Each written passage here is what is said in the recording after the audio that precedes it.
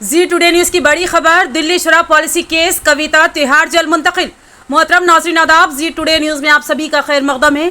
दिल्ली शराब पॉलिसी मामले में दिल्ली के रॉस एवेन्यू कोर्ट ने बीआरएस की रुकने कौंसल कविता को 9 अप्रैल तक अदालती तहवील में दे दिया। आज उनकी तहवील के अख्ताम पर उनको अदालत में पेश किया गया। ईडी के वकील ने बजरिए ऑनलाइन अपने दलाइल पेश किए और बीआरएस लीडर की अदालती तहवील में मजीद 15 दिन तोसी की अदालत से ख्वाहिश की। उन्होंने कहा कि इस मामले की जांच जारी है, बाज मुलजमीन से हुनूस पूछगछ नहीं की गई है।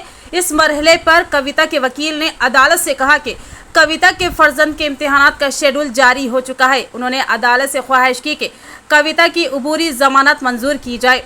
दोनों फरीकीन के दलाइल के समाअत के बाद अदालत ने कविता को 14 दिनों के लिए अदालती तहवील में देने की हिदायत दी।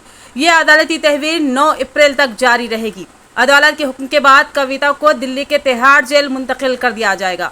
इसी दौरान अदालत ने कहा कि कविता की अबूरी जमानत की दरख्वास्त की समाअत 21 अप्रैल को की जाएगी। खबलजी कविता ने अदालत में पेश करने से पहले वहां मुंतजिर मीडिया के नुमाइंदों से कहा कि ये मिनी लॉन्ड्रिंग का मामला नहीं बल्कि सियासी लॉन्ड्रिंग का मामला है। ये एक फर्जी और मन गढ़ंत केस है, हम इससे बेकसूर बाहर निकल जाएंगे। इस मामले का एक मुलजिम पहले ही बीजेपी में शामिल हो गया है, दूसरे मुलजिम को बीजेपी का टिकट मिल रहा है और तीसरे मुलजिम ने 50 करोड़ रुपए इलेक्टोरल बॉन्ड में दिए हैं।